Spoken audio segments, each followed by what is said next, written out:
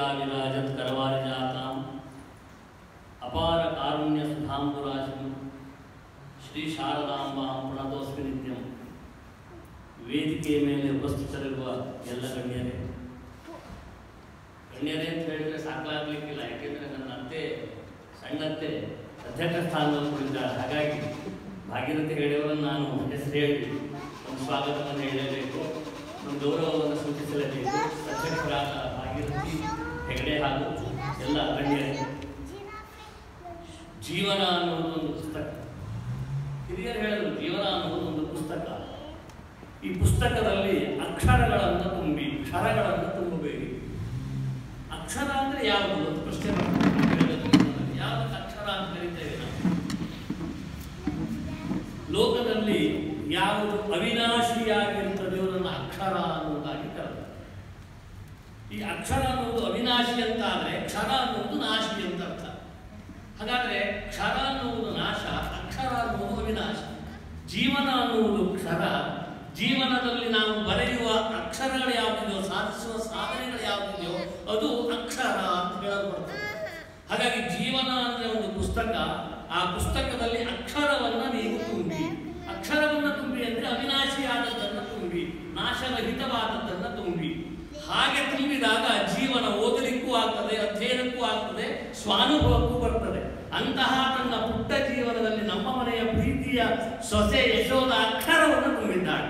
ಹಾಗಾಗಿ ನನಗೆ ಒಂದು ರೀತಿಯಲ್ಲಿ ಹೆಮ್ಮೆ, ಮತ್ತೊಂದು ರೀತಿಯಲ್ಲಿ ಸಂತೋಷ. ಯಾಕೆಂದರೆ ಇಂತಹ ಒಂದು ಪುಟ್ಟವಾದ ವೈಯಕ್ತಿಕವಾದ ಸಾಂಸಾರಿಕವಾದ ಜೀವನದಲ್ಲಿ ಇಷ್ಟೆಲ್ಲ ಅಕ್ಷರಗಳನ್ನು ತುಂಬಿದ್ರಲ್ಲ. ಕೆಲವೊಮ್ಮೆ ಈ ಜೀವನದ ಪುಸ್ತಕವನ್ನು ಓದುವಾಗ ಏನಾಗ್ತದೆ ಅಂದರೆ, ಸಾಯುವ ಕೆಲವು ಕ್ಷಣ ಪೂರ್ವದಲ್ಲಿ ತೆಗೆದು ನೋಡುವ ಅಂತ ಈಗ ಓಡಾಡಿಸಿದ್ರೆ ಪಾಪದ ಪುಟಗಳು 70-80 ಆಗಿರ್ತದೆ, ಪುಣ್ಯದ ಪುಟ 1-2 ಪ್ಯಾರ ಆಗಿರ್ತದೆ, ಇನ್ನು ಒಂದು ಪೇಜು ಆಗಿರೋದಿಲ್ಲ. ಅಂತಹ ಜೀವನ ಅದು ಸಾರ್ಥಕವಾದ ಜೀವನವಾಗಲಿಕ್ಕಿಲ್ಲ, ಅದು ನಿರರ್ಥಕವಾದ ಜೀವನವಾಗ್ತದೆ. ಸಾಯುವ ಕೊನೆಯ ಕ್ಷಣದಲ್ಲಿ ನಿನ್ನ ಜೀವನದ ಪುಟಗಳು ತುಂಬಿ ಇನ್ನೇನು ಹೋಗ್ಲಿಕ್ಕೆ ಜಾಗರೇ, ಬರೀಲಿಕ್ಕೆ ಜಾಗರೇ ಇರಬಾರ್ದು. ರಾಮ ಅಂತ ಕೊನೆಯ ಕ್ಷಣವನ್ನು ಮುಗಿಸಬೇಕು. ಹಾಗೆ ಮೂಡಿಸಿದರೆ, ಹಾಗೆ ಬರೆದರೆ ಅದು ಪೂರ್ಣವಾದ ಜೀವನ.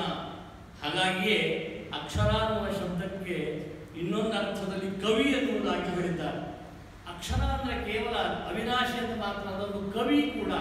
ಸಂಸ್ಕೃತ ವಾಂಗ್ಮಯದಲ್ಲಿ ಸಾಹಿತ್ಯ ಸಂಗೀತ ಕಲಾವಿಹೀನ ಸಾಕ್ಷಾತ್ ಪಶು ಪುಚ್ಛ ವಿಷಾಣಹೀನ ತೃಣನ್ನ ಖಾನನ್ನಪಿ ಗಚ್ಚಮಾನ ತದ್ವಾಗಧೇಯಂ ಪರಮಂ ಪಶೂನ. ಸಂಗೀತ, ಸಾಹಿತ್ಯ, ಕಲೆ, ಕಾವ್ಯಗಳು ಜೀವನದಲ್ಲಿ ಅಕ್ಷರದ ಪಂಕ್ತಿಯಲ್ಲಿದೆ. ಅದನ್ನು ನೀವು ಅಭ್ಯಾಸ ಅಧ್ಯಯನ ಮಾಡಿ ಅಂತ ಸಂಸ್ಕೃತ ವಾಂಗ್ಮಯದಲ್ಲಿ ಹೇಳಿದರು. ಹಾಗಾಗಿಯೇ ಅಂತಹ ಕಾವ್ಯವನ್ನು ನಾವು ರಚನೆ ಮಾಡಿ ಜೀವನ ಪುಸ್ತಕದಲ್ಲಿ ತುಂಬಬೇಕು. ಆದರೆ ಕವಿ ಅಂದರೆ ಏನು? ಬಹಳ ಪುಸ್ತಕ ಪರಿಚಯ ಮಾಡುವಾಗ ಬಹಳ ಚೆನ್ನಾಗಿತ್ತು. ಕವಿ, ಕವಯಿತ್ರಿ, ಕವಿತೆ ಇದರ ಬಗ್ಗೆ ನನಗೆ ಅಷ್ಟೊಂದು ಅಧ್ಯಯನ ಇಲ್ಲ. ವಾಸ್ತವಿಕವಾದ ಅಧ್ಯಯನ ಮಾಡಬೇಕು. ಯಾಕೆಂದರೆ ನಮ್ಮ ಭಾರತೀಯ ಪರಂಪರೆಯ ಅದ್ಭುತವಾದಂತಹ ಸಾಹಿತ್ಯ ಕಾವ್ಯದ ಮೂಲೆಯಲ್ಲಿ ಸೇರಿಕೊಂಡಿದೆ. ಶಾಸ್ತ್ರವನ್ನು ಕಲಿಯಲಿಕ್ಕೆ ಪ್ರಜ್ಞೆ ಇದ್ದು ಸಾಕು, ಬುದ್ಧಿ ಇದ್ದು ಸಾಕು. ಆದರೆ ಕವಿತೆ ಒಡೆದು ಬರಬೇಕಾದ್ರೆ, ಒಡಮೂಡಬೇಕಾದ್ರೆ ಅದಕ್ಕೆ ಪ್ರತಿಭೆ ಅನ್ನುವುದು ಬೇಕು. ದೊಡ್ಡ ಕವಿ ಮುಮ್ಮಟ ಅನ್ನುವಂತಹ ಸಂಸ್ಕೃತ ಸಾಹಿತ್ಯ ಪ್ರಪಂಚದ ಕವಿ ಹೇಳ್ತಾನೆ, ಪ್ರತಿಭೋದ್ಭವಂ ಅಂತಿಜಂ ಪ್ರಜ್ಞೋದ್ಭವಮಂತಿಜಂ ಅಂತ. ಯಾವುದು ಪ್ರಜ್ಞೆಯಿಂದ, ಪ್ರತಿಭೆಯಿಂದ ಹೊರಬೀಳುತ್ತದೆ ಅದನ್ನ ಕವಿತೆ, ಕಾವ್ಯ ಅನ್ನೋದನ್ನು ನಾವು ಕಲಿಸುತ್ತೇವೆ. ಈಗ ಪ್ರಜ್ಞೆ ಅನ್ನುವುದಿದ್ರೆ ಶಾಸ್ತ್ರವನ್ನು ಕಲಿಯಬಹುದು, ಬರೀ ಪ್ರಜ್ಞೆ ಸಾಲದು ಕವಿತೆಗೆ, ಅದಕ್ಕೆ ಪ್ರತಿಭೆಯೂ ಬೇಕು. ಆ ಪ್ರತಿಭೆಗೆ ವ್ಯಾಖ್ಯಾನ ಮಾಡ್ತಾರೆ ನಮ್ಮ ನವೋನ್ಮೇಷಶಾಲಿನಿ ಪ್ರಜ್ಞಾ ಪ್ರತಿಭಾವತ. ಉನ್ಮೇಷಶಾಲಿನಿ ಒಂದು ಕ್ಷಣವನ್ನು, ಒಂದು ಮಾತನ್ನು ಹೇಳಿದ್ರೆ 10 ರೀತಿಯ ಅರ್ಥವನ್ನು ಹೇಳುವ ಭಾವ ಇರಬೇಕು. ಭಾವ ಅಂದರೆ ಪದಾರ್ಥ, ಅದಕ್ಕೆ ಅನುಭಾವ ಸೇರಬೇಕು. ಇದು ಎರಡನೇದು ಭಾವ, ಮತ್ತೊಂದು ಅನುಭಾವ. ಮೂರನೆಯದು ಸಂಚಾರಿ ಭಾವ, ಇಲ್ಲಿದ್ದವರಿಗೆಲ್ಲರೂ ತಲುಪಬೇಕು. ಸಂಚಾರಿ ಭಾವ ತಲುಪಿದರೆ ಸಾಲದು, ಅದು ಸ್ಥಾಯಿಯಾಗಿ ನಮ್ಮಲ್ಲಿ ನಿಲ್ಲಬೇಕು. ಅದನ್ನು ಸ್ಥಾಯಿ ಭಾವ ಅಂತ ಹೇಳಿ. ಹೀಗೆ ಈ ಭಾವ ಅನುಭಾವವಾಗಿ ಆಮೇಲೆ ಸಂಚಾರಿ ಭಾವಕ್ಕೆ ಸೇರಿ ಅದು ಮುಂದೆ ಸ್ಥಾಯಿ ಭಾವವನ್ನು ಹೊಂದಿದಾಗ ಈ ಭಾವ ಅನ್ನುವ ಗಂಗೆ ರಸವತ್ತಾಗಿ ಓತಪ್ರೋತವಾಗಿ ಹರಿತದೆ ಭಾವಗಂಗೆ. ಭಾವಗಂಗೆ ನಿನ್ನ ಅಂತರಂಗದಲ್ಲಿರುವ ಭಾವಗಳು ಅದು ಅನುಭಾವವನ್ನು ಪಡೆದು ಅದು ಸಂಚಾರಿ ಭಾವಕ್ಕೆ ತಿರುಗಿ ಆನಂತರದಲ್ಲಿ ಅದು ಸ್ಥಾಯಿ ಭಾವವನ್ನು ಕಂಡಾಗ ಇಂದು ಬಂದು ಮಳೆ ಕೊಚ್ಕೊಂಡು ಹೋಯ್ತಲ್ಲ, ದೊಡ್ಡ ಗಂಗೆ ಹರಿತಾ ಇದೆ ಅಂತ. ಇಲ್ಲ, ಅದು ಭಾವಗಂಗೆ ಬಿಡುಗಡೆಗೆ ಹೊರಟಿದ್ದೇವೆ, ನಮ್ಗೆ ದಾರಿ ಮಾಡಿಕೊಡ್ತದೆ. ಆ ಗಂಗೆ ರಸದಲ್ಲಿ ಪ್ರವಾಹವಾಗಿ ಹರಿದಂಗೆ ನೀರಿನಲ್ಲಿ ಪ್ರವಾಹವಾಗಿ ಹರಿಯುವುದಿಲ್ಲ ಅಂತ ನಾನು ಸಮಾಧಾನ ಮಾಡಿಕೊಂಡೆ. ಹಾಗಾಗಿ ಎಂತಹ ಭಾವ ಹರಿದಾಗ ಅದು ಭಾವಗಂಗೆ, ಅದು ಸ್ಥಾಯಿ ಭಾವವನ್ನು ಸೇರಬೇಕು. ಅದು ನಿಜವಾದ ಕವಿ ಎನ್ನುವ ಶಬ್ದದ ಅರ್ಥ, ಕವಿ ಸಾಧಿಸುವಂತಹ ಸ್ವಾರ್ಥ. ಅಂತಹ ಕವಿತ್ವವನ್ನು ಸಾಧಿಸಿಕೊಳ್ಳಬೇಕು ಅಂತ ನಮ್ಮ ಹಿರಿಯರು ನಮಗೆ ಹೇಳಿದರು. ಕವಿ ಅಂದ್ರೆ ಇನ್ನೊಂದು ಅರ್ಥ ಇದೆ, ಕ್ರಾಂತದರ್ಶಿ. ಕ್ರಾಂತದರ್ಶಿ ಅಂದ್ರೆ ಒಳಮೈಯನ್ನ ತಿಳಿದವನು. ಉದಾಹರಣೆಗೆ ಇಲ್ಲಿ ಹೇಳಿದ್ರೆ ಅರ್ಥ ಆಗೋದಿಲ್ಲ, ಕ್ರಾಂತದರ್ಶಿ ಸಂಸ್ಕೃತದಲ್ಲಿ ಏನೋ ಹೇಳ್ತಾ ಇದ್ದಾರೆ. ಕ್ರಾಂತದರ್ಶಿ ಅಂದ್ರೆ ಏನು? ಒಳಮೈಯನ್ನ ತಿಳಿದವನು. ಉದಾಹರಣೆಗೆ ದಾಸ ಸಾಹಿತ್ಯ, ನೀವು ನಮ್ಮ ಭಜನೆ ಬೇರೆ ಮಾಡಿಡಬೇಕು ಅಂತ ಹೇಳಿದ್ರೆ ಅವರ ಸಂಸ್ಕೃತ ಕಾವ್ಯದಲ್ಲಿ ಸ್ತೋತ್ರ ಸಾಹಿತ್ಯ ಅಂತ ಗುರುತಿಸಿದ್ದೇವೆ. ಮಹಾಕಾವ್ಯಗಳು, ಉಪಕಾವ್ಯಗಳು, ಖಂಡಕಾವ್ಯಗಳು, ನೀತಿ ಕಾವ್ಯಗಳು, ದೂತ ಕಾವ್ಯಗಳು, ಚಿತ್ರಕಾವ್ಯಗಳು, ಸಾಹಿತ್ಯ ಕಾವ್ಯಗಳು, ಆಮೇಲೆ ನೀತಿ ಕಾವ್ಯದ ಜೊತೆಗೆ ಈ ಸ್ತೋತ್ರ ಕಾವ್ಯಗಳು, ದಾಸ ಸಾಹಿತ್ಯಗಳು. ಈಗ ವಿಭಾಗ ಮಾಡ್ತಾ 100 ರೀತಿ ಹಂಚಿಬಿಟ್ಟಿದ್ದೇವೆ. ಅದರಲ್ಲಿ ಆ ಸ್ತೋತ್ರ ಕಾವ್ಯದಲ್ಲಿ ಪುರಂದರದಾಸರನ್ನು ಮಾತನ್ನು ಹೇಳ್ತಾರೆ, ದಾರಿ ಯಾವುದಯ್ಯ ವೈಕುಂಠಕ್ಕೆ ದಾರಿ ತೋರಿಸಯ್ಯ. ನಮಗೆಲ್ಲ ಬರುವಂತಹದ್ದು. ಮೇಲ್ಮೈ ಏನ್ ಕಾಣ್ತದೆ ಇದಕ್ಕೆ? ಪುರಂದರದಾಸರಿಗೆ ವೈಕುಂಠಕ್ಕೆ ಹೋಗಲಿಕ್ಕೆ ದಾರಿ ಕಾಣಲಿಲ್ಲ, ಹಾಗಾಗಿ ದಾರಿಯನ್ನು ಕೇಳ್ತಾ ಇದ್ದಾರೆ, ದಾರಿಯನ್ನು ಹುಡುಕ್ತಾ ಇದ್ದಾರೆ. ಅಲ್ಲ, ಕ್ರಾಂತದರ್ಶಿಯವರು ಪುರಂದರದಾಸರು, ಅವರ ಅಭಿಪ್ರಾಯ ಏನು? ಸ್ವಾಮಿ ಯಾವ ದಾರಿಯಲ್ಲಿ ಹೋದ್ರೂ ನಾನು ಮತ್ತೆ ಪುನಃ ಸಂಸಾರಕ್ಕೆ ಬಂದು ಬೀಳ್ತಾ ಇದ್ದೇನೆ, ಈ ಸಂಸಾರವನ್ನು ಬಿಟ್ಟು ನಿನ್ನನ್ನು ಸೇರುವ ದಾರಿಯನ್ನು ತೋರಿಸಲಿಲ್ಲ. ವೈಕುಂಠಕ್ಕೆ ದಾರಿ ಯಾವುದು? ನಮ್ಮ ಲಕ್ಷ್ಯ ಎಲ್ಲಿ ಅಂತ ಕೇಳಿದ್ರೆ, ನಾನೇನಾದ್ರೂ ಬೇಡಾದ್ರೂ ತಪ್ಪಿ ಯಾವ್ದಾದ್ರು ದಾರಿಯಲ್ಲಿ ಹೋಗ್ಬಿಟ್ರೆ ನಮ್ಮ ಸಂಸಾರ ಅನ್ನೋದು ಸಂಸಾರದ ದಾರಿ ತಪ್ಪಿತೋ ಏನೋ, ಹಾಗಾಗಿ ನನಗೆ ಸಂಸಾರದ ದಾರಿ ತೋರಿಸಲಿ ಅನ್ನೋ ಸ್ಥಿತಿಯಲ್ಲಿ ನಾನಿದ್ದೇವೆ. ಅವರು ಕ್ರಾಂತದರ್ಶಿಗಳಾದ್ದರಿಂದ ಸಂಸಾರದ ಮಧ್ಯದಲ್ಲಿ ದಾರಿ ಹುಡುಕುತ್ತಿರುವವರಿಗೆ ವೈಕುಂಠಕ್ಕೆ ದಾರಿಯನ್ನು ತೋರಿಸುವುದನ್ನ ನಾನು ಅಭ್ಯಾಸ ಮಾಡಿಕೊಂಡು ನಿಮಗೂ ತಿಳಿಸ್ತೇನೆ ಎಂದು ಪುರಂದರ ಹೇಳಿದರೆ, ಸಂಸಾರದಲ್ಲಿ ಬದುಕುತ್ತಿರುವ ನಾವು ಅಂದುಕೊಳ್ತೇವೆ, ಯಾವಾಗಲೂ ಒಪ್ಪಿತಪ್ಪಿ ಯಾವ್ದಾದ್ರು ದಾರಿಯಲ್ಲಿ ಹೋದರೆ ಮತ್ತೆ ಸಂಸಾರ ತಪ್ಪಿ ಹೋದಿತ್ತು ಅಂತ ನನಗೆ ಸಂಸಾರದ ದಾರಿಯೇ ಬೇಕು ಅಂತ ದೇವರನ್ನು ಕೇಳಿಕೊಂಡ್ರೆ ಆ ದಾರಿ ಯಾವುದು ಅನ್ನೋದಕ್ಕೆ ಅರ್ಥ ಬರೋದಿಲ್ಲ. ಇದು ಕ್ರಾಂತದರ್ಶಿ.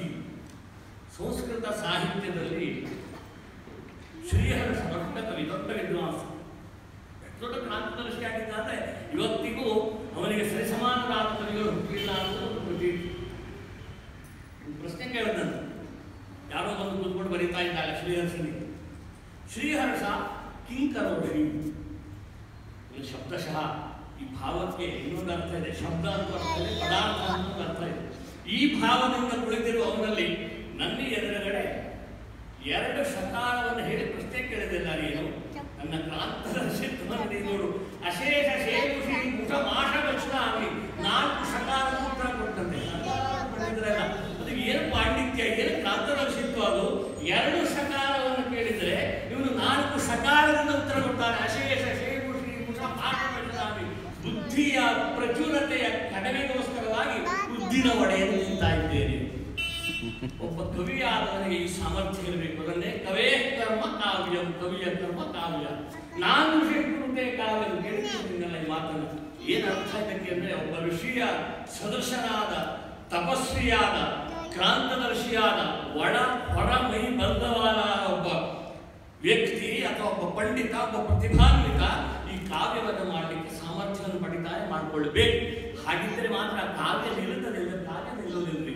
ಇವತ್ತೆಲ್ಲ ನೋಡಿದ್ವಿ, ಯಶೋಧ ಭಾರಿ ಚಲೋ ಬರ್ತ 104 ಕೆಲವೇ ಜನ ನೋಡ್ಬೋದು, ಎಲ್ಲರೂ ನೋಡ್ತಾರೆ ಅಂದರೆ 106 ಕಾವ್ಯಗಳು ಬರ್ತಿಲ್ಲ. ಖಂಡ ಕಾವ್ಯಗಳು ಅಂತ ಹೆಸರೋದಕ್ಕೆ ಬರ್ತದಿಲ್ಲ. ನಾಳೆ ತೀರಾ ಅವಸರದಲ್ಲಿ ಮನೆಗೆ ಭಸ್ಮ ಮಂತ್ರಿಸ್ಕೊಳ್ಳಿಕ್ಕೆ ಹೇಳಿ ಕೊಡ್ತಾರೆ. ಯಾರಾದ್ರೂ ಕೊಟ್ಟರೆ ಭಸ್ಮ ಮಂತ್ರಿಸ್ಕೊಳ್ಳಿ ಅಂತಿದ್ದೇನೆ. ಯಾವ ಕಾರಣದಿಂದ ಆ ಪೇಪರ್ ಹರಿತೇನೆ, ಭಸ್ಮ ಹಾಕ್ತೇನೆ, ಮಂತ್ರಿಸೇನೆ ಬರ್ತೇನೆ. ಈ ಸ್ಥಿತಿ ಆಗಿದೆ ನಮ್ಮಲ್ಲಿ. ಯಾಕೆಂದ್ರೆ ಆ ಕ್ರಾಂತದರ್ಶಿತ್ವ ಅನ್ನುವುದು, ಆ ಕಾವ್ಯದಲ್ಲಿರಬೇಕಾದ ಮಹತ್ವ ಅನ್ನುವುದು ಇವತ್ತಿಗೂ ಸಹ ನನ್ನ ಪಂಪ ಕುಮಾರವ್ಯಾಸ ಆ ಪಂಪ ಭಾರತದಲ್ಲಿ ವಿಕ್ರಮಾರ್ಜುನ ವಿಜಯ ಅಲ್ಲ, ಆ ವಿಕ್ರಮಾರ್ಜುನ ವಿಜಯ ಅದರಲ್ಲಿ ಇವತ್ತಿಗೂ ನವನಾವೀನ್ಯತೆ ತಂದುಕೊಂಡವನು ಪಂಪ ಅನ್ನೋರು. 2 ಕ್ಷೇತ್ರದಲ್ಲಿ ಖಂಡ ಪಾಂಡಿತ್ಯವನ್ನು ಗಳಿಸಿದವರು. ಇವತ್ತಿಗೂ ನಿತ್ಯ ನೂತನವಾಗಿ ಕಾಣ್ತಾರೆ. ಅದು ದಾಸ ಸಾಹಿತ್ಯದಲ್ಲೂ ಹಾಗೆ ಕಾಣ್ತದೆ. ಪುರಂದರದಾಸರು, DVG ಅವರು, ಆಮೇಲೆ ಮಹಾರಂಗ ರಂಗ ಇತ್ಯಾದಿ ಎಲ್ಲ ಕವಿಗಳನ್ನು ಉದಾಹರಣೆ ಕೊಡ್ತಾ ಕನ್ನಡದಲ್ಲಿ ಬಂದರೆ ಸಂಸ್ಕೃತದಲ್ಲಿ ಹಾಗೆ ಮಹಾಕಾವ್ಯಗಳನ್ನ ಅಷ್ಟು ಸ್ಥಾಯಿ ಭಾವದಲ್ಲಿ ನಿಲ್ಲಿಸಲಿಕ್ಕೆ ಕಾರಣ ಅವರ ಅಗಾಧವಾದ ಪಾಂಡಿತ್ಯ, ತತ್ವತಃ ಅದರ ಅಧ್ಯಯನ, ಆ ಅಧ್ಯಯನವನ್ನು ಜನರಿಗೆ ಕೊಡುವ ವಿಧಾನಗಳು. ಅಪಾರೇ ಕಾವ್ಯ ಸಂಸಾರೇ ಕವಿರೇಕ ಪ್ರಜಾಪತಿ ಒಂದು ಮಾತಿದೆ. ಇದನ್ನ ಸ್ವಾರಸ್ಯವಾಗಿ ಅನುಭವಿಸ್ತಾ ಇದ್ದೇನೆ. ವಾಸ್ತವಿಕವಾಗಿ ಹೌದು, ಕಾವ್ಯ ಸಂಸಾರ ಅಂತ ಹೇಳುವ ಔಚಿತ್ಯ ಏನಿಟ್ಟಿಲ್ಲ ಅಲ್ವಾ? ನನಗದು ಕಾವ್ಯ ಸಮುದ್ರ ಅಂತ ಹೇಳಿದ್ರೆ ಸಾಕಾಗಿತ್ತಲ್ಲ, ಸಂಸಾರ ಅಂತ ಯಾಕೆ ಹೇಳಿದ್ರು? ಕಾವ್ಯ ಒಂದು ಸಂಸಾರ. ಯಾಕೆಂದ್ರೆ ಅದರಲ್ಲಿ ಎಲ್ಲ ರಸಗಳಿವೆ. ಅದು ಶೃಂಗಾರ, ವೀರ, ಕರುಣ, ಅದ್ಭುತ, ಹಾಸ್ಯ, ಭಯಾನಕ, ಭೀಮತ್ಸ, ರೌದ್ರ, ಶಾಂತ. ಇಲ್ಲಿ ಕೆಲವು ಸಂಸಾರ ಕೆಲವೇ ರಸಗಳು ಕಾಣ್ತದೆ, ಎಲ್ಲ ರಸಗಳು ಕಾಣುವುದಿಲ್ಲ. ಹಾಗಾಗಿ ಎಷ್ಟೋ ಸಂಸಾರಗಳಲ್ಲಿ ಈ ನವರಸಗಳ ಸಮ್ಮೇಳನ ಇರದೇ ಇರುವುದರಿಂದ ಅದು ಅಸಾರವಾದ ಸಂಸಾರವಾಗಿದೆ. ಆದಿಶಂಕರರು ಅಸಾರೇ ಸಂಸಾರೇ ಅದು ಅದೇ ಅರ್ಥದಲ್ಲಿ ಹೇಳಿದ್ರು. ಈ ಸಂಸಾರ ಅಸಾರ ಯಾಕಾಯಿತು ಅಂತ ಕೇಳಿದ್ರೆ, ನಿನ್ನ ಸಂಸಾರದಲ್ಲಿ ನವರಸಗಳಿಲ್ವಪ್ಪ, ಕೆಲವೇ ರಸಗಳಿದೆ. ನಿಮ್ಮ ಖಂಡಕಾವ್ಯಗಳು ಇರದೇ ಇರುವುದಕ್ಕೆ ಮುಖ್ಯ ಕಾರಣದಲ್ಲಿ ಅದೂ ಒಂದು. ನಿಮ್ಮ ಖಂಡಕಾವ್ಯದಲ್ಲಿ ಅನೇಕ ರಸಗಳಿಲ್ಲ, ಕೇವಲ ಒಂದು ಎರಡು ರಸವನ್ನು ಇಟ್ಕೊಂಡು ನೀವು ಓಡಾಡ್ತೀರಿ. ಹಾಗೆ ಓಡಾಡುವುದರಿಂದ ಅದು ಸ್ಥಾಯಿಯಾಗಿ ನಿಲ್ಲುವುದಿಲ್ಲ. ಸುಮ್ಮನೆ ಪ್ರಾಸಬದ್ಧವಾಗಿ ಕೇಳೋದು. ಅದೋ ನೋಡು ಚಂದ್ರಬಿಂಬ, ಸೇರಿಸಬೇಕಲ್ಲ ಪ್ರಾಸ. ಅಡಿಯಲ್ಲಿ ನೋಡು ಲಾಂತರ ಕಂಬ, ಇನ್ನೊಂದೆರಡು ಬಕಾರ ಸೇರಿಸಬೇಕು. ಗುಡಿಯಲ್ಲಿ ನೋಡು ಡಿಂಬ, ನಡೆಯಲ್ಲಿ ನೋಡು ಜಂಬ. ಏನು ಒಂದಕ್ಕೊಂದು ಸಂಬಂಧ ಇದೆ. ಅದು ನಾಲ್ಕು ಬಕಾರ ಬಂದು ಬಿಟ್ಟರೆ ಯಾವುದೇ ರೀತಿ ಅರ್ಥಾನ್ವೇಷಣೆ ಒಂದೋ ಸಮನ್ವಯವೂ ಆಗೋದಿಲ್ಲ. ಹಾಗಾಗಿ ಅಂತಹ ಒಂದು ಕಾವ್ಯ ಸಂಸಾರದಲ್ಲಿ ಕವಿರೇಕ ಪ್ರಜಾಪತಿಗಳಾಗಿ ಬೆಳೆಯಬೇಕು ಅಂತಾದರೆ ಆ ಕಾವ್ಯಕ್ಕೆ ಇರುವಂತಹ ಮುಮ್ಮಟನ ನುಡಿಯನ್ನು ಅರ್ಥ ಮಾಡಿಕೊಳ್ಳಬೇಕು. ಕಾವ್ಯ ಯಶಸ್ಸೇ, ಯಶಸ್ಸು ಅಂದರೆ ಕೀರ್ತಿ. ಈ ಕೀರ್ತಿಗೋಸ್ಕರವಾಗಿ ನೀವು ಕಾವ್ಯವನ್ನು ಬರೆಯಿರಿ. ಅದು ದೊಡ್ಡ ವಿಚಾರ. ಎಲ್ಲ ಕವಿಗಳು ನೆನಪಿಟ್ಕೊಳ್ಬೇಕು, ಎಲ್ಲ ಕವಿಗಳು ಕವಯಿತ್ರಿಗಳು ನೆನಪಿಟ್ಕೊಳ್ಬೇಕು. ಕಾವ್ಯವನ್ನು ಯಾಕೆ ಬರೀತೀಯ ಯಶೋಧ? ಉದ್ದೇಶ ಬೇಕಲ್ಲ ಯಾವುದಕ್ಕಾಗ. ಈ ಜನಮನರಿಗೆ ತಲುಪಿಸಲಿಕ್ಕೋ, ತಾನು ದೊಡ್ಡವ ಅಂತ ಹೇಳಿಸ್ಕೊಳ್ಳಿಕ್ಕೋ, ಅಥವಾ ನಾನು ಒಂದಿಷ್ಟೇನು ತಿಳಿದಿದ್ದೇನೆ ಅನ್ನುವುದಕ್ಕೋ, ಯಾವುದಕ್ಕೂ ಅಲ್ಲ. ಕಾವ್ಯ ಯಶಸ್ಸೇ. ಕಾವ್ಯ ಅನ್ನುವುದು ಯಶಸ್ಸೇ. ಯಶಸ್ಸು ಅಂದ್ರೆ ಏನು? ಎರಡು ರೀತಿಯ ಅರ್ಥವನ್ನು ತೋರಿಸ್ತಾರೆ. ಯಶಸ್ಸು ಅಂದರೆ ಇಹ ಮತ್ತೊಂದು ಪರ. ಈ ಪರ ಇಹವನ್ನು ಇಟ್ಟುಕೊಂಡೇ ನಮ್ಮ ಹಿಂದಿನ ಕವಿಗಳೆಲ್ಲ ಕಾವ್ಯವನ್ನು ರಚನೆ ಮಾಡುವುದು. ಅವರ ಕಾವ್ಯ ಕೇವಲ ಇಹಕ್ಕಾಗಿ ಮಾತ್ರ ಇರಲಿಲ್ಲ, ಪರಕ್ಕಾಗಿಯೂ ಸಲ್ಲತಿತ್ತು. ನೆನಪಿಟ್ಕೊಳ್ಳಿ. ಇದನ್ನ ಕನ್ನಡ ಕವಿಗಳು ಮಹಾಲಿಂಗರಂಗ ಅನ್ನುವ ಕನ್ನಡ ಸಾಹಿತ್ಯದಲ್ಲಿ ಕೊನೆಗೆ ಬರೆಯುತ್ತಾ ಸುಲಿದ ಬಾಳೆಯ ಹಣ್ಣಿನಂದರಿ ಮೋಕ್ಷವನ್ನು ಸಾಧಿಸಿದರೆ ಸಂಸ್ಕೃತದಿಂದೇನು ಉದ್ಗಾರ ಮಾಡ್ತಾರೆ. ಅಲ್ಲಿಗೆ ಸಂಸ್ಕೃತ ಕವಿಗಳ ಆ ಒಂದು ಬಿಗಿಯಾದ ಹಿಡಿತ ಕನ್ನಡದ ಮೇಲೆ ಪ್ರಭಾವವಾಗಿತ್ತು. ಎಲ್ಲ ಸಂಸ್ಕೃತ ಸಾಹಿತ್ಯಗಳು, ಎಲ್ಲ ಸಂಸ್ಕೃತ ಕವಿಗಳು ಸಂಸ್ಕೃತದಿಂದ ಉಪಕೃತರಾಗಿದ್ದರಿಂದ ಕನ್ನಡದಲ್ಲಿ ಲೇಖನವನ್ನು, ಕಾವ್ಯವನ್ನು ಬರೆಯುವಾಗ ಅದನ್ನೇ ಬಟ್ಟಿ ನಿಲ್ಲಿಸ್ತಿದ್ರು. ಇವರಿಗೆ ಸ್ವಲ್ಪ ಇಷ್ಟೆಲ್ಲ ಸಂಸ್ಕೃತ ಇಟ್ಬಿಟ್ರೆ, ಇಷ್ಟು ಗಾಂಭೀರ್ಯ, ಇಷ್ಟು ಗಡಸು, ಇಷ್ಟು ಕಾಠಿಣ್ಯ ಇಟ್ಬಿಟ್ರೆ ಇದು ಜನರಿಗೆ ಅರ್ಥವಾಗುವುದಿಲ್ಲ ಅಂತ ತಿಳಿದುಕೊಂಡು ಆ ಮಹಾಲಿಂಗರಂಗ ಬರೀತಾನೆ, ಸಂಸ್ಕೃತದಿಂದೇನು ಸುಲಿದ ಬಾಳೆಯ ಹಣ್ಣಿನಂದದಿ ತನ್ನಳು ತಾನೇ ಮೋಕ್ಷವ ಸಾಧಿಸಿದೊಡೆ ಸಂಸ್ಕೃತದಿಂದೇನು. ಇದು ಕನ್ನಡದ ಕವಿಯ ಮಾತು, ನೆನಪಿಟ್ಕೊಳ್ಬೇಕು. ಕನ್ನಡ ಕವಿ ಆಡಿದ ಮಾತು. ಹಾಗಾಗಿ ಕಾವ್ಯ ಅನ್ನುವುದು ಎರಡೂ ಅರ್ಥದಲ್ಲಿ, ಒಂದು ಯಶಸ್ಸೇ, ಇನ್ನೊಂದು ಅರ್ಥಕೃತೆ. ಯಶಸ್ಸಿಗೆ ಮತ್ತು ಅರ್ಥಕ್ಕೆ. ಅರ್ಥ ಅಂದರೆ ಲೌಕಿಕವಾದ ಸಂಗ್ರಹ ಇರಬೇಕು, ಪಾರಮಾರ್ಥಿಕವನ್ನು ಬಿಟ್ಟಿರಬಾರದು. ಲೌಕಿಕ ಸಂಗ್ರಹ ಪಾರಮಾರ್ಥಿಕವನ್ನು ಸೇರಿಕೊಂಡಿರುವುದು ಕಾವ್ಯ. ಶಿವೇತ ರಕ್ಷತೆಯೇ, ಇದು ಬಹಳ ಪ್ರಧಾನ. ಕಾವ್ಯದಲ್ಲಿ ದೋಷವನ್ನು ಹೇಳ್ತಾರೆ. ಕಾವ್ಯವನ್ನು ಬರೆಯುವುದು ದಯವಿಟ್ಟು ನೀವು ತೊಂದರೆ ಆದ್ಕೊಂಡಿಲ್ಲ, ನಾನು ಕಠೋರವಾಗಿ ಹೇಳ್ತೇನೆ ಅಂತ ಆದ್ಕೊಂಡಿಲ್ಲ. ಕೆಲವು ಮುಖ್ಯವಾದ ಕಾವ್ಯ ದೋಷಗಳಿವೆ. ಮೊದಲನೆಯ ದೋಷ ವ್ಯಾಕರಣ ದೋಷ. ಎಲ್ಲ ವಿದ್ಯಾರ್ಥಿಗಳು ಬಂದು ತಮ್ಮ ತಮ್ಮ ಆಸನದಲ್ಲಿ ಕುಳಿತುಕೊಳ್ಳಬೇಕು ಅಂತ ಸತ್ಯವಾಗಿದೆ ಕೇಳಿದ್ದಲ್ಲ. ಯಜ್ಞೇ ಕರ್ಮಣಿ ಪುನಃ ಅಪಶಬ್ದಂ ಪ್ರಯುಜ್ಯ ಸಾರಸ್ವತೇಷ್ಟಿಂ ಕುರ್ಯಾತ್. ನಮ್ಮ ಹಿಂದಿನ ಪ್ರಾಚೀನ ಪರಂಪರೆ. ಒಂದು ಶಬ್ದವನ್ನು ಪ್ರಯೋಗ ಮಾಡುವಾಗ ಅದರ ಸಾಧುತ್ವ, ಅಸಾಧುತ್ವ, ಛಂದಸ್ಸು ಮತ್ತು ಅದರ ಲಕ್ಷಣ, ಅದರ ಅರ್ಥ ಇದನ್ನೆಲ್ಲ ತಿಳಿದು ಸಾಧುದೇವ ಪ್ರಯುಕ್ತ ಸ್ಪಷ್ಟವಾದ, ಸ್ವಚ್ಛವಾದ, ಪರಿಶುದ್ಧವಾದ ಶಬ್ದಗಳನ್ನೇ ನೀವು ಪ್ರಯೋಗಿಸಬೇಕು. ಒಬ್ಬ ಸಾಮಾನ್ಯ ವ್ಯಕ್ತಿ ಅಪಶಬ್ದವನ್ನು ಪ್ರಯೋಗ ಮಾಡಿದರೆ ಅಷ್ಟು ದೊಡ್ಡ ಅಪರಾಧ ಆಗುವುದಿಲ್ಲ. ಒಬ್ಬ ಕವಿ ಅಂತ ಹೇಳಿಕೊಳ್ಳಲು ಅಪಶಬ್ದವನ್ನು ಪ್ರಯೋಗ ಮಾಡಿಬಿಟ್ರೆ ಆ ಕಾವ್ಯ ನಿಲ್ಲುವುದೇ ಇಲ್ಲ, ಯಾರು ನೋಡುವುದೇ ಇಲ್ಲ. ಎಷ್ಟು ಅಪಶಬ್ದ ಇದರಲ್ಲಿ, ಇದು ಯಾಕೆ ಕಾವ್ಯ ಬರುವುದು? ಹಾಗಾಗಿ ಮೊದಲ ಎರಡನೆಯ ದೋಷ ಕಾವ್ಯಕ್ಕೆ ರಸದ ದೋಷ. ಎಲ್ಲಿ ಯಾವ ರಸವನ್ನ ಇಟ್ಟು ನಾವು ಅದನ್ನು ಪ್ರಕಟಿಸಬೇಕು, ಶಬ್ದಗಳ ಲಾಲಿತ್ಯದ ಸಂಘಾತದ ಸಂದರ್ಭದಲ್ಲಿ ಹೇಗೆ ಇಡಬೇಕು. ಉದಾಹರಣೆಗೆ ಲಕ್ಷ್ಮೀ ನರಸಿಂಹರ ಅವತಾರ ಆಯಿತು, ಅಲ್ಲಿ ಕಾಠಿಣ್ಯದ ಶಬ್ದದ ರಾಶಿಗಳಬೇಕು. ಒಂದು ಶೃಂಗಾರ ಕಾವ್ಯವನ್ನು ಬರೀತೀರಿ, ಅಲ್ಲಿ ಭೀಕರವಾದ ಯುದ್ಧ ಭಯಂಕರ ಭೀಕರವಾದಂತಹ ಸಂಘದಲ್ಲಿ ಹೆಣ್ಣು ಸೇರಿದ್ದಾಳೆ ಅಂದ್ಬಿಟ್ರೆ ಹೋಯಿತು ಆ ಪ್ರೇಮ ಕಾವ್ಯದ ಕತೆ. ಅಷ್ಟೇ ಲಾಲಿತ್ಯವಾಗಿ ಬರಬೇಕು ಅಲ್ಲಿಯ ಶಬ್ದಗಳು. ಅದನ್ನ ರಸದೋಷ ಅಂತ ಕರೆದು. ರಸದೋಷ ಇರಬಾರದು. ಎಲ್ಲವನ್ನೂ ಹೆಚ್ಚಾಗಿ ಅನೌಚಿತ್ಯ ದೋಷ. ಅನೌಚಿತ್ಯ ದೋಷವು ಕಾವ್ಯದಲ್ಲಿ ಇರಬಾರದು. ಹೀಗೆ ಶಬ್ದದೋಷ, ರಸದೋಷ, ಅನೌಚಿತ್ಯ ದೋಷ, ಈ ದೋಷದಿಂದ ರಹಿತವಾಗಿ ಕಾವ್ಯ ಇದ್ದರೆ ಆ ಕಾವ್ಯ ಅತ್ಯಂತ ಸ್ವಾಗತಾರ್ಹವಾಗುತ್ತದೆ. ಅನೌಚಿತ್ಯ ದೋಷದ ಬಗ್ಗೆ ನಿಮಗೆ ಇನ್ನೂ ಒಂದು ದೃಷ್ಟಾಂತವನ್ನು ಕೊಡ್ತೇನೆ. ಅಥವಾ ಎಲ್ಲ ಬಲ್ಲವರಿದ್ದೀರಿ, ಸ್ವಲ್ಪ ಅಧಿಕ ಪ್ರಸಂಗಿತನಾಗಿತ್ತು, ಅಧಿಕ ಪ್ರಸಂಗ ಪಂಡೆಲವರು ಒಂದು ಅನಿಸಿದ್ದಾನೆ ಹೇಳ್ತಾರೆ. ಪ್ರಸಿದ್ಧವಾದ ಒಂದು ಚಿತ್ರಗೀತೆ ಅದು, ಕಾವ್ಯ ಅಂತ ಹೇಳ್ಕೊಳ್ಳಿ, ಭಾವಗೀತೆ ಅಂತ ಹೇಳ್ಕೊಳ್ಳಿ, ಯಾವುದು ಬೇಕು. ನಾನು ಕೇಳ್ತಾ ಇದ್ದೆ, ಪ್ರತಿನಿತ್ಯ ನಾನು ಕೇಳ್ತೇನೆ ಹಾಗೆ ಒಳ್ಳೊಳ್ಳೆ ಸಂಗೀತಗಳು. ಯಾಕೆಂದರೆ ಸ್ಥಾಯಿ ಭಾವವನ್ನು ಕಂಡುಕೊಳ್ಬೇಕಲ್ಲ. ಅಮ್ಮನು ಕಂದನ ಕರೆಯುವ ಹಾಗೆ, ಅಣ್ಣನು ತಂಗಿಯ ಹುಡುಕುವ ಹಾಗೆ, ಕೋಗಿಲೆ ಹಾಡಿದೆ ಕೇಳಿದೆಯಾ, ಏನು ಅರ್ಥ ಮಾಡಬೇಕು? ಇದು ಸಮನ್ವಯ ಮಾಡುವುದು ಹೇಗೆ? ದೊಡ್ಡ ದೊಡ್ಡ ಕವಿಗಳು ಸಹ ಎಲ್ಲಿ ಜಾಗ್ತಾರೆ ಅಂದರೆ ಒಂದೊಂದು ಭಾವ. ಈಗ ಕವಿ ಅಮ್ಮನ ಕರೆಯುವುದಕ್ಕೂ ಅಥವಾ ಅಣ್ಣನ ಅಮ್ಮ ಕರೆಯುವುದಕ್ಕೂ, ಅಣ್ಣನನ್ನ ತಂಗಿ ಹುಡುಕುವುದಕ್ಕೂ, ಕೋಗಿಲೆ ಹಾಡುವುದಕ್ಕೂ ಏನಿದೆ ಸಂಬಂಧ? ನೀವು ಅರ್ಥದಲ್ಲಿ ಹುಡುಕ್ತೀರೋ, ಶಬ್ದದಲ್ಲಿ ಹುಡುಕ್ತೀರೋ, ಭಾವದಲ್ಲಿ ಹುಡುಕ್ತೀರೋ, ಒಂದಕ್ಕೊಂದು ಸಂಬಂಧ ಇಲ್ಲ. ಆದರೆ ಬಹಳ ನಾವು ಅದನ್ನು ಚೆನ್ನಾಗಿದೆ, ತುಂಬ ಇದೆ ಅಂತ ಬಹಳ ಚೆನ್ನಾಗಿ ಅದನ್ನು ಆಸ್ವಾದಿಸ್ತೇವೆ. ಇದು ಅನೌಚಿತ್ಯ ದೋಷ ಅಂತ ಕಾವ್ಯದಲ್ಲಿ ಪರಿಗಣಿಸಲ್ಪಡುತ್ತದೆ. ಇದೇನಾದರೂ ಆಗ್ತಾ ಇದ್ರೆ ಹೇಳ್ಬೋದು ನೀವು. ಹಾಗೆ ನಾನು ಕಂಡುಕೊಂಡ ಹಾಗೆ ಅನೌಚಿತ್ಯ ದೋಷ ಇದು ಯಶಸ್ಸೇ ಅರ್ಥಕೃತೆ ಶ್ವೇತ ರಕ್ಷತೆ. ಆಮೇಲೆ ಕೊನೆಯೊಂದು ಹೇಳ್ತಾನೆ, ಶ್ವೇತ ರಕ್ಷತೆ ಕಾಂತಾಸಂಹಿತಯೋಪದೇಶ ಯುಗೆ. ಒಬ್ಬಳು ಪ್ರೀತಿಯ ಹೆಂಡತಿ ಗಂಡನನ್ನ ಕೂಡಿಕೊಂಡ ಹಾಗೆ ಉಪದೇಶ. ಇದು ಆ ಕಾಲದಲ್ಲಿ ಹೇಳಿದ್ದು.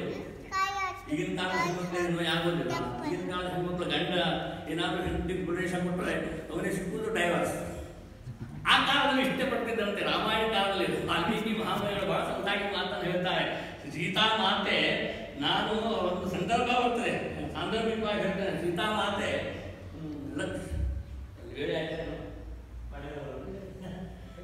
ಸೀತಾ ಮಾತೆ ತಾನು ಅರಣ್ಯಕ್ಕೆ ವನವಾಸಕ್ಕೆ ಬರ್ತೇನೆ ಅಂತ ಹೇಳಿದ್ದಾಳೆ ನಿನ್ನ ಜೊತೆಗೆ, ರಾಮನ ಜೊತೆಗೆ. ಆಗ ಶ್ರೀರಾಮಚಂದ್ರ ಹೇಳ್ತಾನೆ, ಬೇಡ ನಿಮ್ಗೆ ಬೇಡ ನನ್ನ ಜೊತೆ. ಯಾಕೆ ಅಂತ ಕೇಳಿದ್ರೆ, ನನ್ನನ್ನು ನಾನು ರಕ್ಷಣೆ ಮಾಡಿಕೊಳ್ಳೋದೇ ಕಷ್ಟ ಆಗಿದೆ ಅರಣ್ಯದ ಮಧ್ಯದಲ್ಲಿ. ನೀನು ಮತ್ತೆ ಬಂದುಬಿಟ್ಟು ನಿನ್ನನ್ನು ರಕ್ಷಣೆ ಮಾಡೋದು ಮತ್ತೂ ದೊಡ್ಡ ಭಾರ. ಹಾಗಾಗಿ ನಿನ್ನನ್ನು ರಕ್ಷಣೆ ಮಾಡುವ ಶಕ್ತಿ ನನಗಿಲ್ಲ, ನೀನು ನನ್ನ ಜೊತೆಯಲ್ಲಿ ಖಂಡಿತ ಬರೋದು ಬೇಡ ಅಂತ ರಾಮನ ಒಂದು ಮಾತು. ಆಗ ಸೀತೆ ಕಠೋರವಾಗಿ ಹೇಳ್ತಾಳೆ, ನನ್ನ ಅಪ್ಪನಿಗೆ ಈ ವಿಚಾರ ಮೊದಲೇ ಗೊತ್ತಾಗಿದ್ದಿದ್ರೆ, ನನ್ನನ್ನು ರಕ್ಷಣೆ ಮಾಡುವ ಯೋಗ್ಯತೆ ನಿಮಗಿಲ್ಲ ಅಂತ ಗೊತ್ತಾಗಿದ್ದಿದ್ರೆ, ನಿಮಗೆ ನನ್ನನ್ನು ಕೊಟ್ಟು ಮದುವೆ ಮಾಡ್ತಾ ಇರಲಿಲ್ಲ. ನನ್ನ ತಂದೆ ಜನಕ ಮಹಾರಾಜ ನಿಮಗೆ ನನ್ನನ್ನು ಕೊಟ್ಟು ಮದುವೆ ಮಾಡ್ತಾ ಇರಲಿಲ್ಲ. ಈಗಿನ ಕಾಲದಲ್ಲಿ ಈ ಮಾತು ನಮ್ಮ ಹೆಂಡತಿ ಹೇಳಿದ್ರೆ, ನಾಳೆ ಬೇಬೈಸೈ ನಾನು ಏನು ಮದುವೆ ಸುದ್ದಿ ತಾನು ಮಾತಾಡ್ತೇನೆ.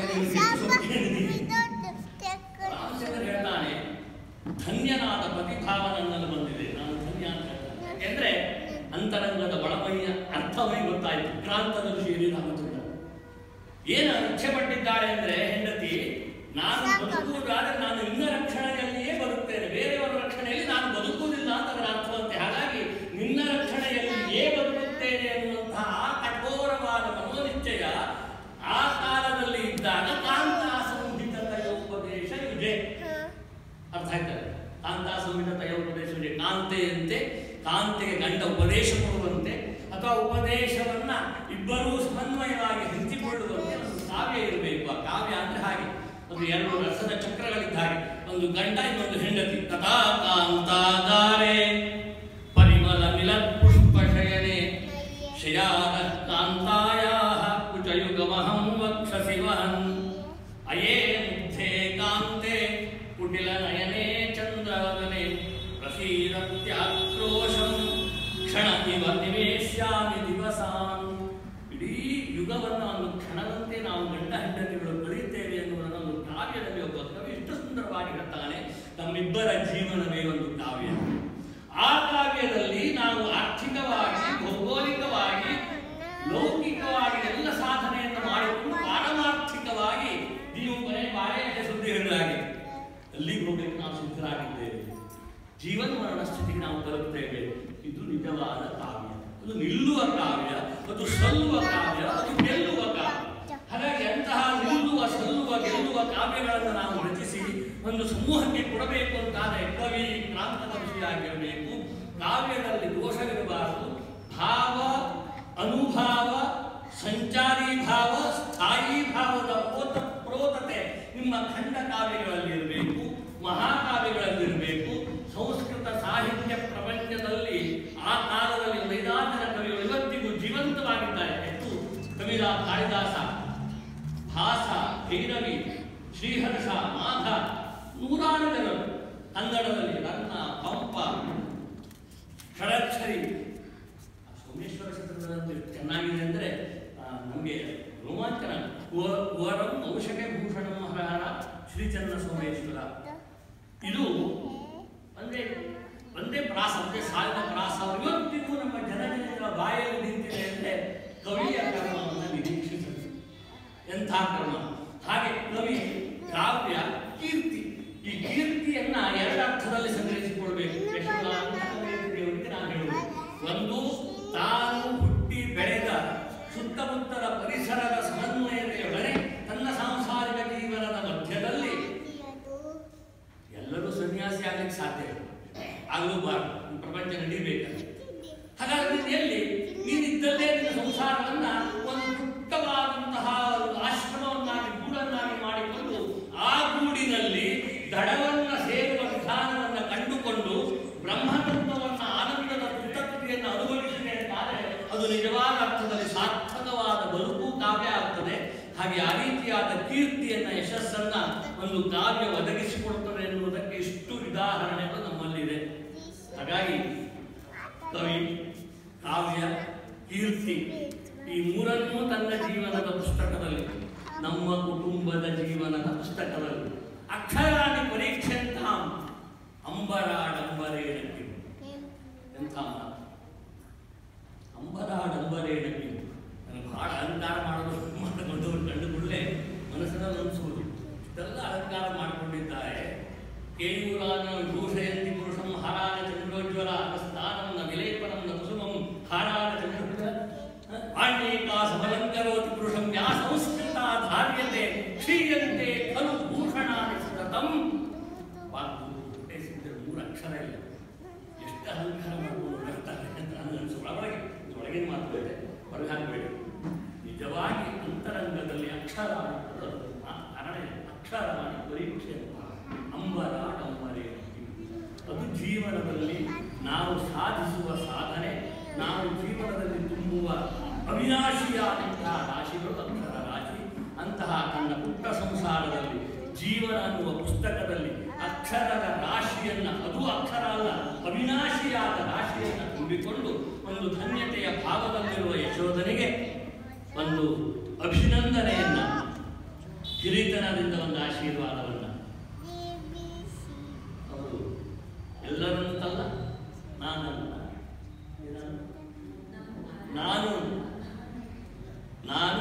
ನಾನಾಗಿರಲಿಲ್ಲ. ಅದರಲ್ಲಿ ಒಂದು ಚೋದ್ಯ ಕಂಡಿದ್ದೇನೆ ನಾನು. ಇದು ಸ್ವಾರ್ಥದ ಪರಮಾವಧಿ ಕಾವ್ಯ. ಧಾವಂತ ನನ್ನಲ್ಲಿಲ್ಲ, ಧಾವಂತ ನೋಡುವುದು. ಆಮೇಲೆ ಅದರ ಜೊತೆಯಲ್ಲಿ ದುರಭಿಮಾನ ನನಗಿಲ್ಲ.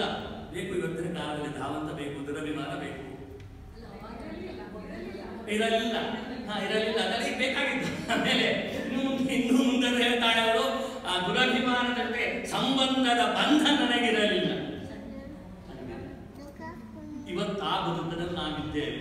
ಆ ಇಲ್ಲ ಅನ್ನುವುದನ್ನು ಸಾಧಿಸಿಕೊಂಡ್ರೆ ಕವನವೂ ಸಾರ್ಥಕ್ಯವನ್ನು ಹೊಂದುತ್ತದೆ, ಕವಯಿತ್ರಿಯೂ ಸಾರ್ಥಕ್ಯವನ್ನು ಹೊಂದುತ್ತಾಳೆ ಅಂತ ಹೇಳುತ್ತಾ ಅವಳಿಗೆ ಮನಪೂರ್ವಕವಾಗಿ ಶುಭಾಶಂಸನೆಯನ್ನು ನೀಡಿ ಇಲ್ಲಿಯವರೆಗೆ ನನ್ನ ಕಠೋರ ಅಂತ ಹೇಳಿದ ತಿಳುವಳಿಕೆಯ 4 ಮಾತುಗಳನ್ನು ನಿಮ್ಮ ಮುಂದೆ ಪ್ರಸ್ತಾಪಿಸಿದ್ದೇನೆ. ಇದರಿಂದ ಶಾಂತಿ